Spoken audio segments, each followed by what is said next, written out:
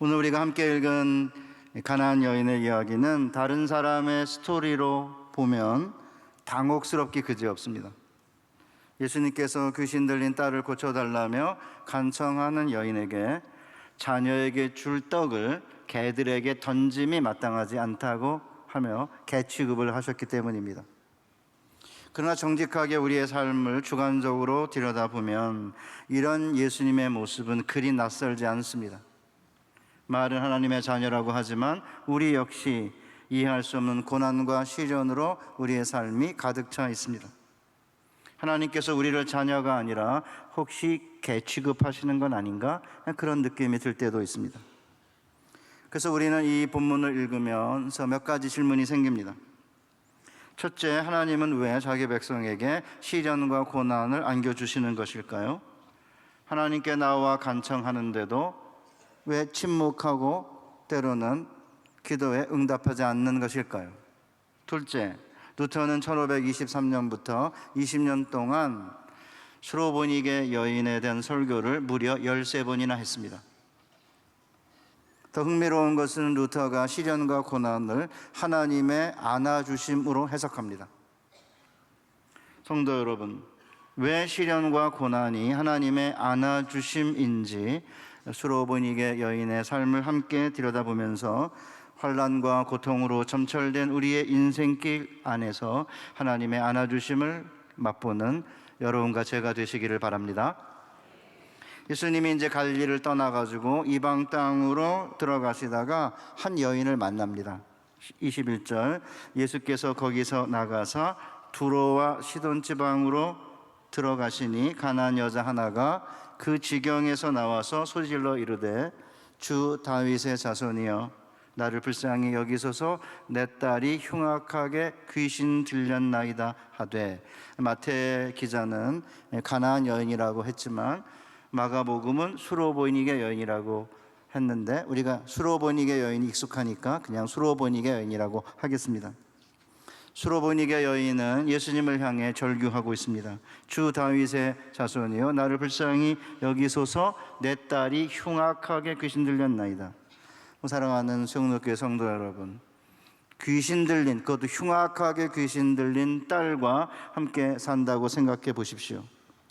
귀신 들린 자란 죽음의 영과 그리고 무덤의 영을 가진 자입니다. 그래서 거라사의 귀신 들린 자의 이야기를 들어보면 쇠사슬로 이렇게 묶었고요. 하도 이제 자해를 하고 난리를 치니까, 그러니까 스스로를 자해하면서 무덤 가운데 거하는 자입니다. 그러니까 귀신은 죽음의 영이기 때문에 귀신 들린 자들은 자해하거나 때로 남을 해치고 그리고 무덤에서 사는 것입니다. 이 귀신 들린 딸로 인해 아마 이 수로보니게 여인은 가지고 있는 모든 것이 의미가 없었던 것으로 보입니다. 그래서 이제 예수님을 보자마자 주 다윗의 자손이여 나를 불쌍히 여기소서 내 딸이 흉악하게 귀신 들렸나이다라고 부르짖은 것입니다. 마태복음에서는 흉악하게 귀신 들렸다라고 되어 있는데 마가복음에서는 더러운 영을 가진 딸이라고 되어 있습니다. 그렇다면 흉악하고 더러운 귀신 들렸다는 건데 이게 무슨 의미일까? 마태나 마가복음 둘 다 이 수로보니게 여인 이야기 바로 앞에 사람을 더럽게 하는 게 무엇인지 언급하고 있습니다. 오늘 마태복음에도 마찬가지로 15장 19절에 마음에서 나오는 것은 악한 생각과 살인과 간음과 음란과 도둑질과 거짓 증언과 비방이니 이런 것들이 사람을 더럽게 하는 것이요 씻지 않은 손으로 먹는 것은 사람을 더럽히지 못하느니라. 그러니까 흉악하게 귀신 들린 딸, 더러운 영을 가진 딸의 이야기를 복음서가 다루고 있는 것은 오늘날 많은 사람들의 상태를 보여주는 상징이기 때문입니다.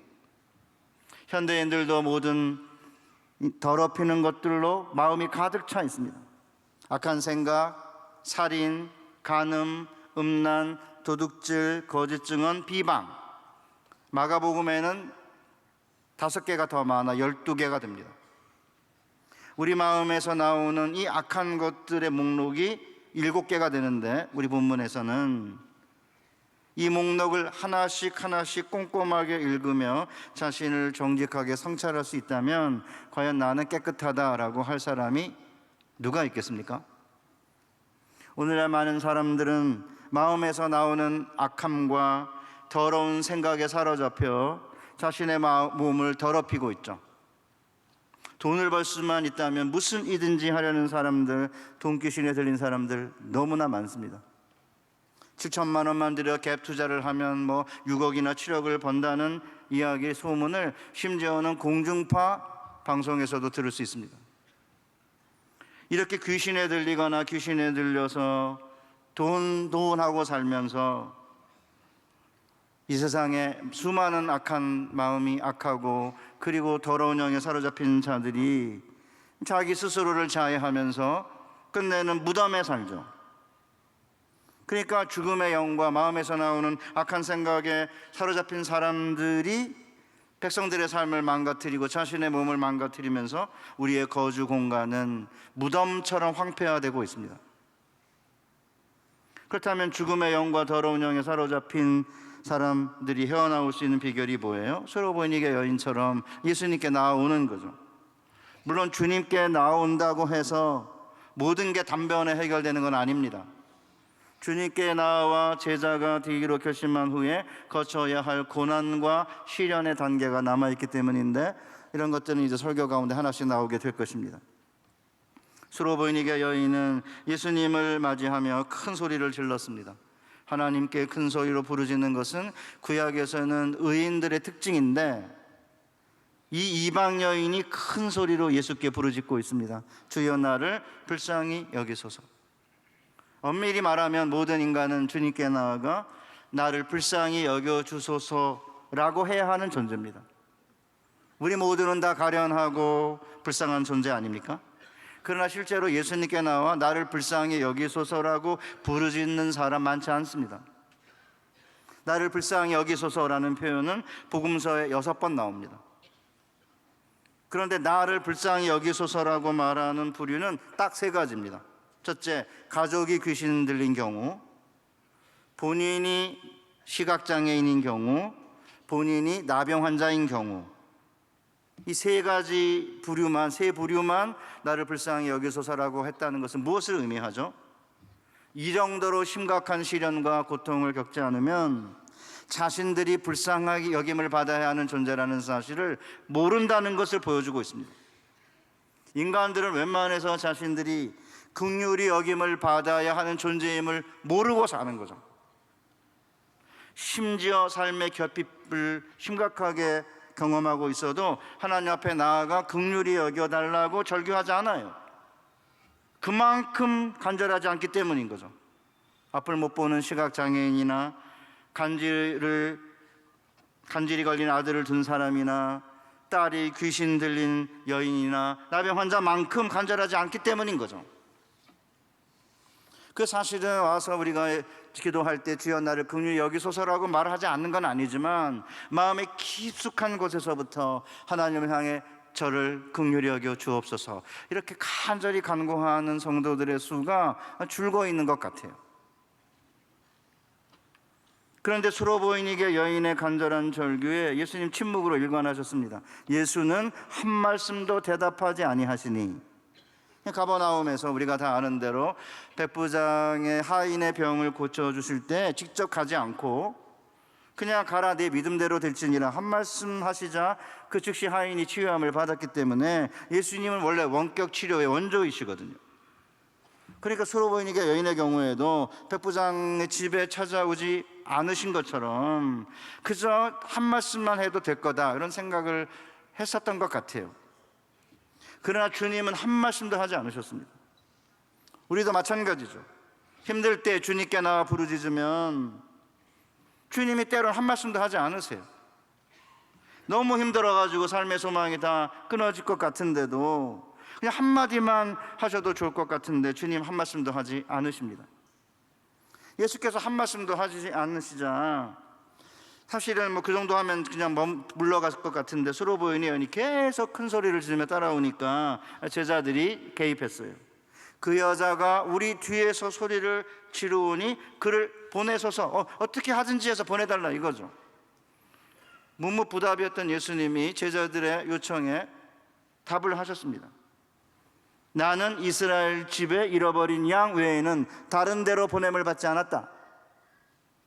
그러니까 이스라엘의 잃어버린 양에게 보냄을 받았다는 이야기는 뭐예요? 이 여인은 이스라엘 집에 잃어버린 양이 아니라는 거죠. 너무나 예수님의 말씀이 박절해서 이 여인의 청을 들어주지 않기로 작정한 것 같이 보입니다. 그런데 이 예수님의 말씀을 분명히 이 수로보니게 여인이 들었음에도 불구하고 이 여인은 물러서지 않았습니다. 적극적으로 나와 예수님께 절하며 주여 저를 도우소서라고 간청했습니다. 예수님께서는 전에 귀신 들린 사람을 데려오면 그냥 고쳐주셨어요. 요청하지 않아도. 그런데 절을 하면서 도와달라는 간청을 주님이 들어주지 않을 어떤 이유도 없죠. 따라서 우리는 예수님이 이 여인의 간청을 들어주실 것이라고 쉽게 예상할 수 있습니다. 그러나 예수님의 대답은 예상 밖이었습니다. 예상 밖 정도가 아니라 충격적입니다. 대답하여 이르시되 자녀의 떡을 취하여 개들에게 던짐이 마땅하지 아니하니라. 일부 학자들은 수로보니게 여인을 개라고 한 걸 보니까 창기였을 가능성이 있다, 이렇게 해석합니다. 어떤 자유주의 해석자들은 예수님이 이방 여인에 대한 편견을 가지고 개라고 한 거다. 그런데 이 이방 여인 때문에 예수님이 이방 여인에 대한 편견을 깼다, 이렇게 말도 안 되는 요소를 떠들어대요. 무슨 예수님이 이방 여인에 대한 편견을 가지셨겠어요? 제정신입니까? 어떻게 그따위로 해석하는지 저는 진짜 이해가 안 가요. 수로보니게 여인을 개라고 한 것은 현대 입장에서 보면 진짜 혐오 발언이죠. 실제로 예수님 당시에는 이방인들을 개라고 불렀습니다. 왜냐하면 그 당시에 개는 거리를 돌아다니며 쓰레기나 사람들이 토한 것이나 시체를 먹어 치우기 때문에 가장 천한 동물로 간주를 했죠. 그래서 마태복음 7장 6절에 보면 거룩한 것을 개에게 주지 말며 너희 진주를 돼지 앞에 던지지 말라. 그들이 그것을 밟고 돌이켜 너희를 찢어 상하게 할까 염려함이라 라고 한 것처럼 불결함을 가리키는 대명사가 개예요. 우리에게 중요한 건 예수님이 왜 개라고 했느냐라기보다는 예수님의 이 개 발언에 대해서 수로보니게 여인이 어떤 반응을 보였느냐는 거죠. 어쨌든 요 사이에 부유한 분들이나 넉넉한 분들이나 외로운 분들은 반려견을 키우면서 자신을 개 엄마나 개 아빠라고 부르니까 예수님의 말씀을 이해하기가 어려울지 몰라요. 왜 자녀에게 줄 떡을 개에게 주냐? 아니 엄마고 아빠인데 내가 개에게 왜 못 주냐, 이런 생각할 수도 있을 것 같아요. 정말 흥미롭기도 하고 충격적인 것은 우리 교단의 한 목사님이 제게 한 말인데요, 자기가 키우는 반려견에게 세례를 해달라고 그랬다는 거예요. 그래서 목사님이 개에게 세례를 주는 건 안 된다 점잖게 말씀을 드렸더니 교회 떠났대요. 난 도대체 뭔 일이 벌어지는지 잘 모르겠습니다. 제 아내가 이제 저한테 반려견을 키우자 그러는 거예요. 그래서 제가 안 된다고 그랬어요. 애 셋이나 키웠고 귀찮다 이제. 그러니까 이제 아내들이 보통 남편에게 반려견 키우자 그러면 싫어하다가 남편들이 실제로 좋아한다는 거예요. 왜냐하면 귀가하면 제일 먼저 이제 개가 뛰어나서 환영하기 때문이라고 그래요. 그래서 제가 안 된다고 그랬습니다. 아니 식구가 뛰어나와야지 왜 개가 먼저 뛰어나오냐. 그렇다고 해서 저는 식구가 뛰어나온 걸 바라는 게 아닙니다. 아내는 제가 문 열고 들어가면 그냥 소파에 앉아 있습니다. 안 일어납니다. 그냥 여보 왔어? 수고했어. 이 끝입니다. 일어나서 제 옷 안 겁니다. 60이 넘었는데 걸겠습니까? 제가 겁니다. 우리 애들이 뭐 뛰어나옵니까? 안 뛰어나옵니다. 걔네들 위층에 있어 코빼기도 안 보입니다. 올라가다 이제 보면 이렇게 고개 끄덕이는 게 정도고, 왜 왔냐고 안 하는 게 다행인 거죠. 그렇지만 그래도 그렇지 왔는데 내가 걔가 먼저 뛰어나온 건 나는 용납 못한다. 그래서 안 키우고 있습니다 지금. 근데 사실은 예수님 당시에는 넉넉한 상황이 아니거든요. 가축들과 한 생활 공간에서 살거든요. 게다가 이제 물고기 5마리랑 물고기 2마리랑 보리떡 5개, 이게 이제 식사였으니까 그 당시에 빈궁했기 때문에 자녀들에게 줄 떡도 없는데 어떻게 개에게 주겠어요? 그래서 예수님이 자녀의 떡을 취하여 개들에게 던짐이 마땅하지 않다 하셨는데 12개의 단어거든요. 이 12개의 단어 중에 수로보인에게, 여인에게 유리한 단어는 단 하나도 없습니다. 물론 떡, 이게 이제 유리한 단어인데 그것도 자녀의 떡이지, 이 수로보인의 여인이나 딸처럼 개들의 떡이 아닌 거예요.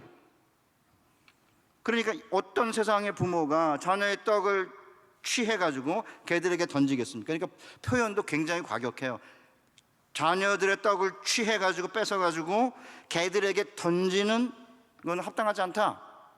12개의 단어가 전부 수로보니게 여인에게는 노우죠. 그냥 노우 정도가 아니라 절대적인 노우처럼 느껴져요. 그런데 이 여인은 예수님의 이 절대적인 노우처럼 들리는 말씀 속에서 예스를 찾아냈어요. 여자가 이르되 주여 올소이다마는 개들도 제 주인의 상에서 떨어지기는 부스러기를 먹나이다. 첫 번째 단어가 뭔지 아세요? 예스예요. 헬라어로 나인데, 나이, 예스, kyrie Lord, 이겁니다. 맞습니다, 주님. 예수님의 말씀 어디에도 예스라고 할 만한 대목이 하나도 없는데 주님 예스입니다 라고 말하는 거죠. 이 여인이 도대체 어디에서 예스를 찾아내요? 놀랍게도 이 여인은 개라는 모욕 안에서 예스를 찾아낸 거예요. 자신을 개라고 불렀는데 예수님의 저주 한복판에서 개라는 예수님의 저주 가운데 축복과 희망이 있음을 발견한 거죠. 이 여인의 말을 쉽게 풀어보겠습니다. 주님, 저를 개라고 부르셨는데 주님 맞습니다, 저 개입니다. 그러나 개들도 자기 주인 있지 않습니까? 자녀들에게 줄 떡을 취하여 개들에게 던져주지는 못한다 하더라도 개들은 주인의 상 아래에 앉아 있을 수는 있지 않습니까? 그 주인의 상에서 떨어지는 부스러기를 먹을 수 있는 것은 아닙니까? 이게 믿음이죠. 기대와는 정반대로 보이는 것 한복판에 하나님의 축복을 발견하면서 주님 맞습니다 라고 말하는 것, 이게 믿음 아니에요? 그래서 믿음은 보이지 않는 것들의 증거라는 사실을 수로보니게 여인이 보여주고 있습니다. 그뿐이 아니에요. 개들에게 던져줄 떡은 없다라는 모욕 아래 숨겨진 희망을 발견하죠. 주님 맞습니다, 저 자녀 아닙니다. 따라서 자녀에게 주는 떡을, 아버지의 떡을 먹을 수는 없지만 최소한 주인의 상에서 떨어지는 부스러기는 먹을 수 있는 거 아닙니까?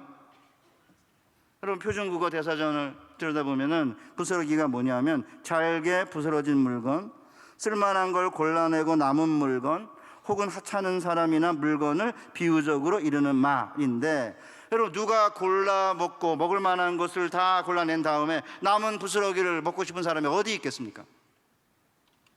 저는 충청도 양반이기 때문에 절대 남이 먹다 남은 음식 안 먹습니다.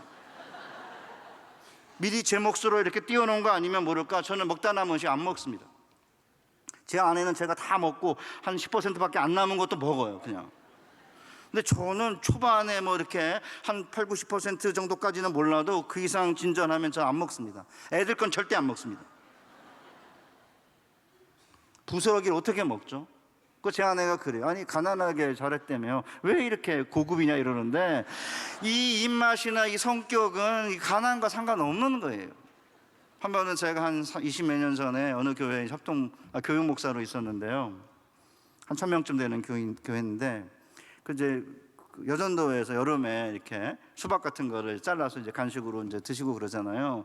제가 이제 부교육자실에 있는데 좀 전에 자른 것 같았는데 나중에 이렇게 수박을 가져다 주셨어요. 제가 먹겠다는 게 아니고 우리 부교육자들이 있는데 아침부터 와서 고생하니까 제가 권사님한테, 권사님 죄송한데 저는 먹다 남은 거 안 먹습니다.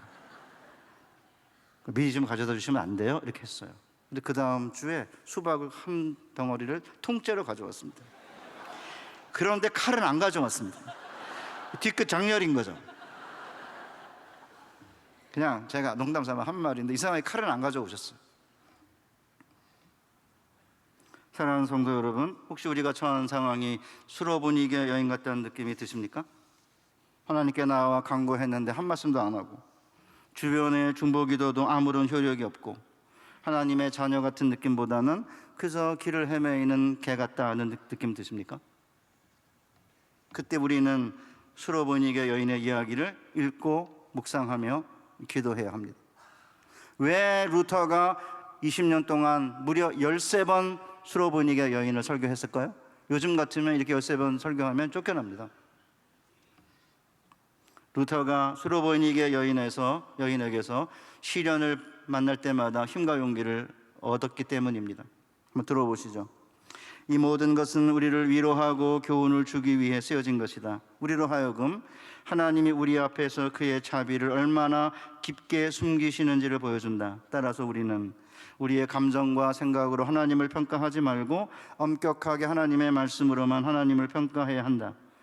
우리는 여기서 주님께서 비록 무정하고 냉혹해 보여도 최종적인 결정을 내리지 않으셨음을 주목해야 된다. 이 여인의 모든 시련들은 예스보다 노우처럼 보인다. 그러나 이 시련 안에는 노우보다 예스가 더 많다. 아니, 그 안에는 오직 예스만 있는 것이다. 겉으로는 그저 노우인 것처럼 보이지만 이 예스는 매우 깊은 곳에 감추어져 있다. 따라서 감정에서 벗어나 영적으로 깊은 예스를 붙잡고 노우를 넘어서서 하나님의 말씀을 믿고 신뢰해야 한다. 그리고 하나님의 말씀은 옳다고 말해야 한다. 루터가 뭐라고 말하고 있는 거예요? 저주하고 모욕하는 것처럼 보이는 주님의 말씀에 동의하면서 그 안에 숨겨진 축복과 위로를 찾아내야 한다는 거죠. 너는 개다 이러면 아니에요, 무슨 말씀이에요? 나는 자녀인데요 라고 말하면 삐치지 말라는 거죠. 네, 주님 맞습니다. 저 개입니다. 개라니까. 맞잖아요. 왜 아니래요? 주님이 개라고 그랬으니까 네, 주님 맞습니다. 저 개입니다. 루터요, 대가예요. 어떻게 이 말씀 가운데 이런 것을 찾아내는지 전 정말 루터를 대할 때마다 대가란 느낌을 받지 않을 수가 없어요. 그러니까 이게 동의하라는 거죠. 그러니까 우리의 삶 자체가 그냥 여기저기 헤매면서 어떤 위로도 받지 못하는 그런 개처럼 그런 느낌이 들 때 어떻게 하라는 거예요? 하나님이 나에게 이런 상황을 주셨어요? 오케이, 알겠습니다. 저 개입니다. 인정하라는 거죠. 그렇게 동의한 다음에 그러나 개들도 주인의 상에서 떨어지는 부스러기를 먹지 않습니까? 그러니까 루터는 인간이 하나님을 가장 필요로 할 때 하나님이 스스로를 숨기신다는 사실을 가장 심각하게 논의하고 고민한 학자입니다. 그런데 하나님이 숨으시는 것은 우리를 막 놀랍게 하려는 게 아니라 우리를 위로하시기 때문이라고 봐요.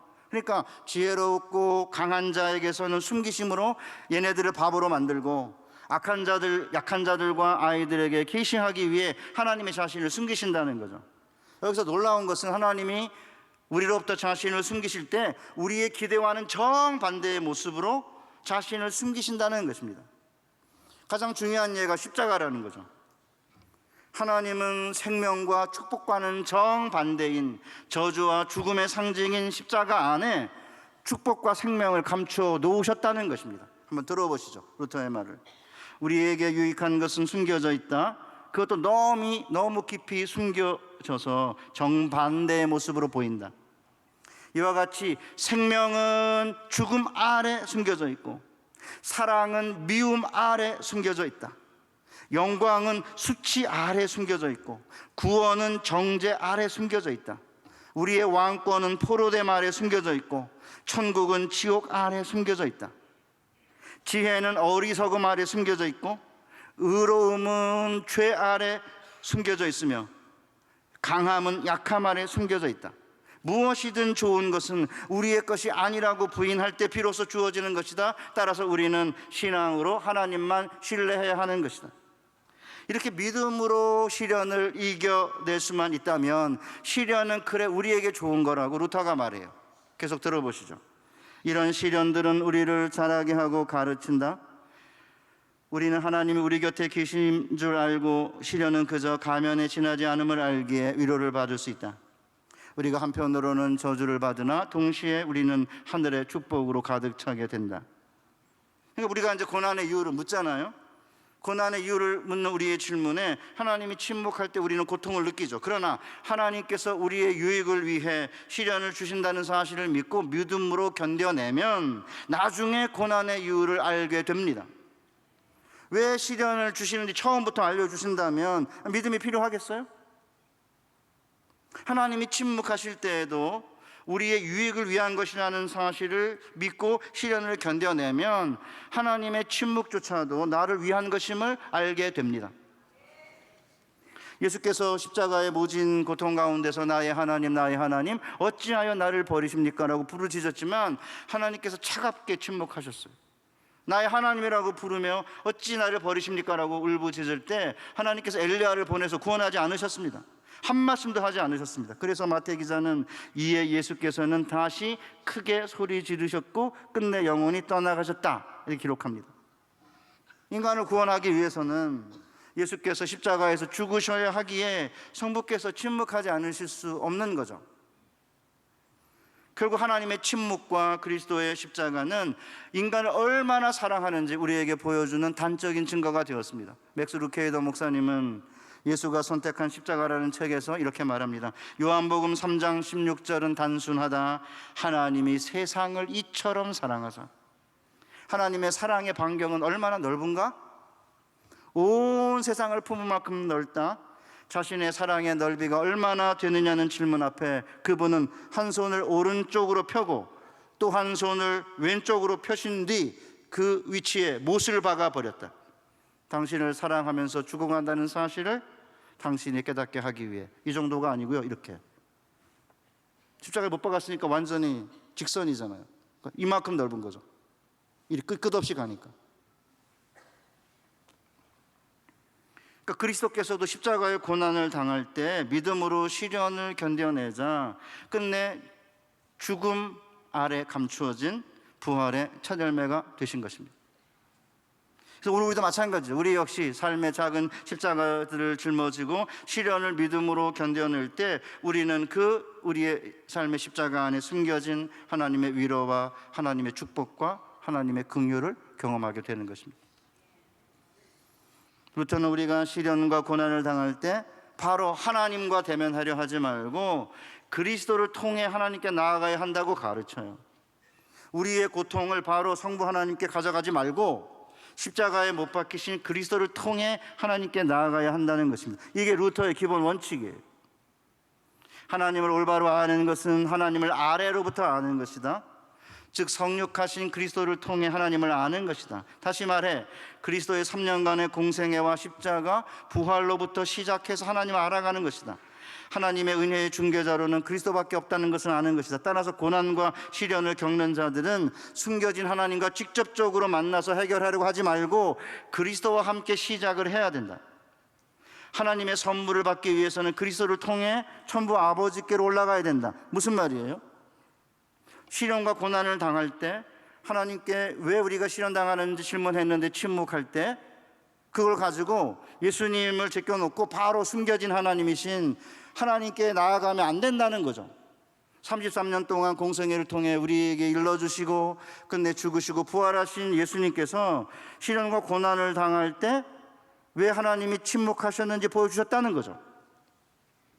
예수님께서 십자가에 달리셔서 온갖 고난과 시련을 온몸으로 견뎌내시고 믿음으로 성부 하나님께 모든 걸 맡길 때 하나님께서 그리스도를 죽음 가운데서 다시 일으켜서 영생과 생명과 부활의 주가 되게 하셨다는 것을 우리가 예수님을 통해서 보니까 예수님을 통해서 이제 하나님을 알아가면 되는 거잖아요. 예수님은 이미 계시된 하나님이고 하나님은 숨겨진 하나님이신데 숨겨진 하나님을 예수님 없이 찾아가면 어떻게 찾아가겠어요?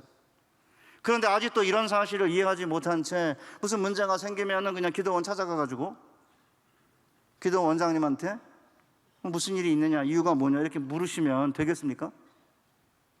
물론 기도원 원장님들 무시하는 게 아니고요. 여기 있잖아요.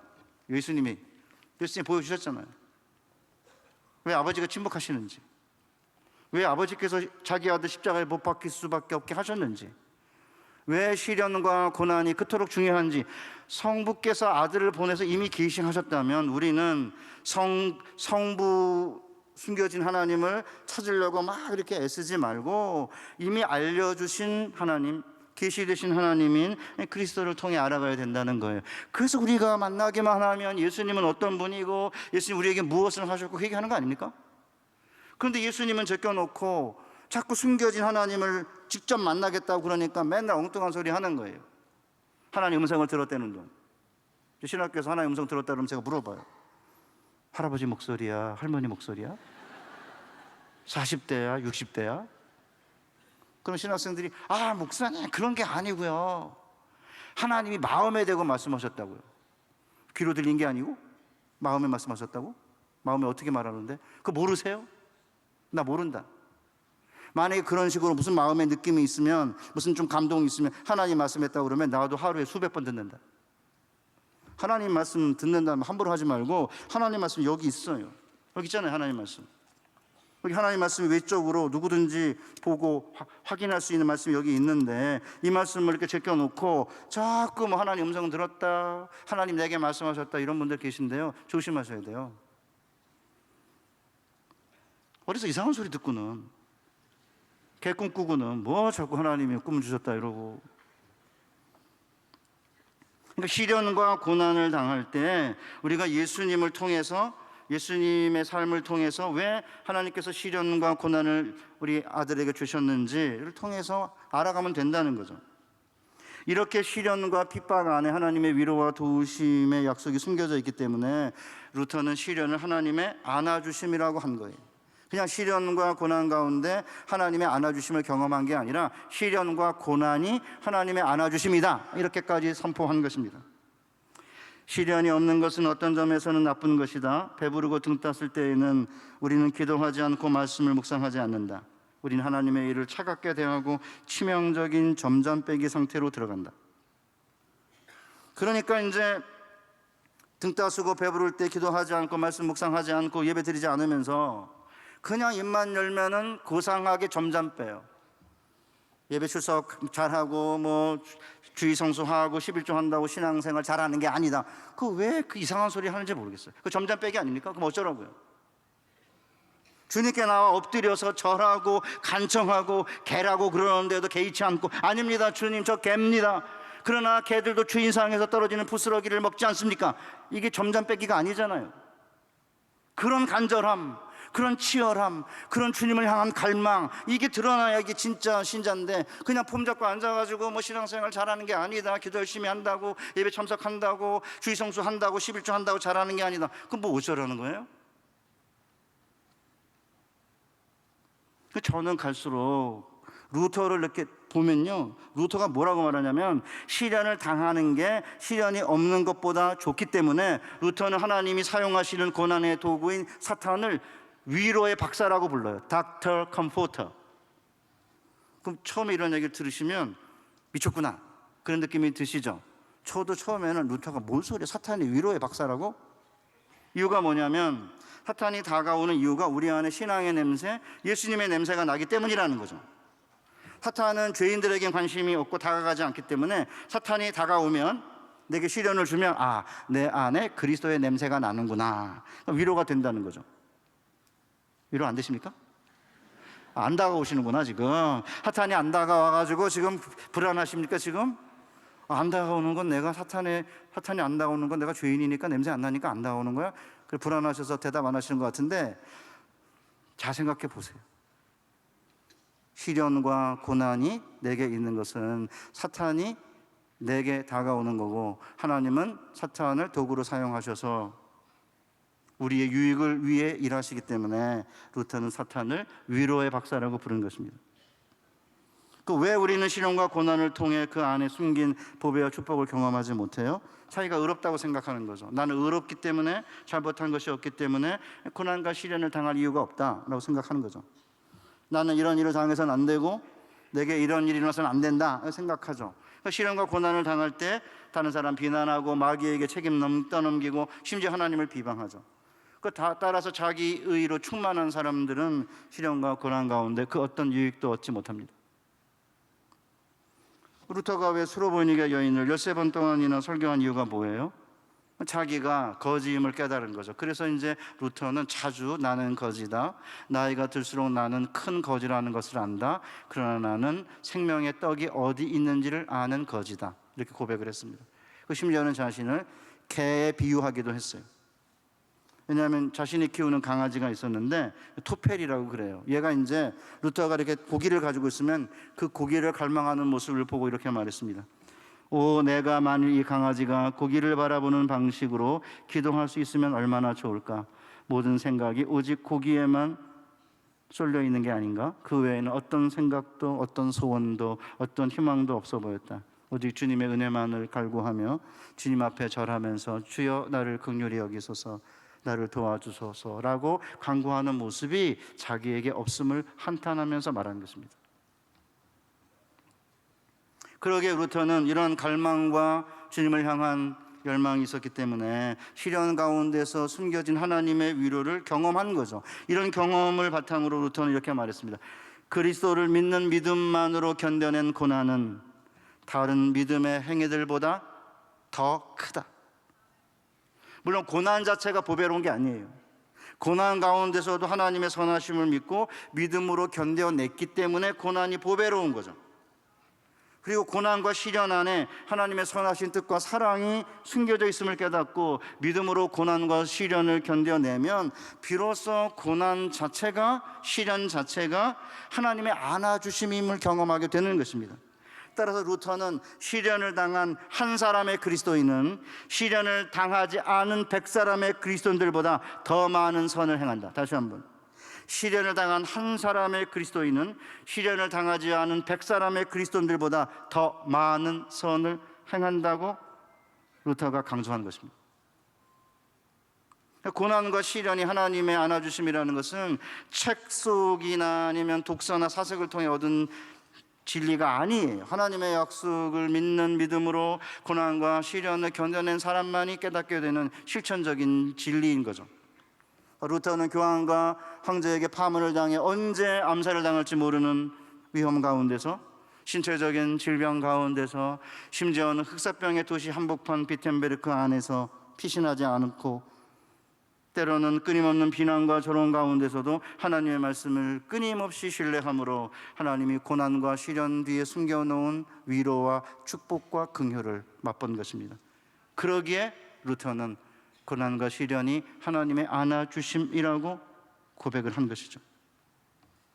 그렇기 때문에 고난과 시련을 당할 때 고난과 시련 안에 하나님이 우리를 끝내 축복하실 것을 믿고 고난과 시련을 이겨내면 고난과 시련은 우리가 피해야 될 악이 아니라 하나님의 안아주심임을 깨닫게 됩니다. 그래서 우리가 고난과 시련을 당할 때 빨리 고난과 시련의 기간이 끝날 것을 바라는 기도도 필요하겠죠. 왜냐하면 우리는 너무 연약하니까. 그러나 이보다 더 중요한 것은 이 고난과 시련 안에 감추어진 하나님의 축복과 위로를 경험하는 거예요. 그러니까 고난과 시련이 다가오시면 이 안에 숨겨진 하나님의 축복과 위로가 뭘까? 찾으셔야죠. 그래서 루터는 이렇게 말한 거예요. 시련을 당하는 것은 시련이 없는 것보다 훨씬 더 좋은 것이다. 시련이 없는 것이 가장 위험한 시련이다. 이게 제 설교가 여기서 나온 것입니다. 왜 시련이 없는 것이 가장 위험한 시련인가? 고난을 당할 때마다 이 루터의 권면을 기억하시기를 바랍니다. 왜냐하면 이스라엘이 안아주심을 경험한 것은요, 가나안 땅에서가 아니고요, 광야에서예요. 신명기 1장 31절, 광야에서도 너희가 당하였거니와 사람이 자기의 아들을 안는 것 같이 너희 하나님 여호와께서 너희가 걸어온 길에서 너희를 안으사 이곳까지 이르게 하셨느니라. 그 고난과 시련으로 점철된 40년의 그 긴 광야 생활에서 이스라엘은 비로소 하나님의 안아주심을 경험한 거죠. 사랑하는 성도 여러분, 시련 속에 하나님의 위로가 숨겨져 있기에 이제 우리는 시련을 피하지 않고 시련을 끌어안을 수 있습니다. 가난 가운데 축복이 감추어져 있기 때문에 이제 우리는 어떤 가난도 극복할 수 있습니다. 모욕 가운데 긍휼이 숨겨져 있기에 하나님이 우리를 개 취급하셔도 우리는 뒤로 물러나지 않을 수 있습니다. 침묵 가운데 축복이 숨겨져 있기에 이제 우리는 하나님의 어떤 침묵도 견뎌낼 수 있습니다. 수치 아래 영광이 숨겨져 있기에 이제 우리는 세상의 어떤 모욕도 참을 수 있습니다. 천국은 지옥 아래 숨겨져 있기에 이제 우리는 어떤 지옥 같은 삶도 버텨낼 수 있습니다. 생명은 축복 아래 죽음 아래 숨겨져 있기 때문에 이제 우리는 죽음도 두려워하지 않습니다. 구원은 정죄 아래 숨겨져 있기에 이제 우리는 사탄의 어떤 정죄도 무섭지 않습니다. 시련이 없는 것, 이것이 가장 위험한 시련임을 알기에 이제 우리는 시련이 다가올 때 이전 선지자들처럼 기뻐하며 뛰놀 수 있습니다. 우리에게 유익한 것은 정반대의 모습으로 숨겨져 있기 때문에 설령 우리의 처지가 거지 같더라도 이제 우리는 오직 하나님의 말씀만 신뢰할 수 있습니다. 사랑하는 세운노교회 성도 여러분, 시련을 하나님의 안아주심이라고 고백할 수 있다면 우리는 그 어떤 시련도 이겨낼 수 있습니다. 인생길에 어떤 고난과 시련이 다가와도 오히려 이런 고난과 시련이 우리를 축복하시고 위로하시려는 하나님의 안아주심을 매 순간 경험하는 여러분과 제가 되시기를 바랍니다.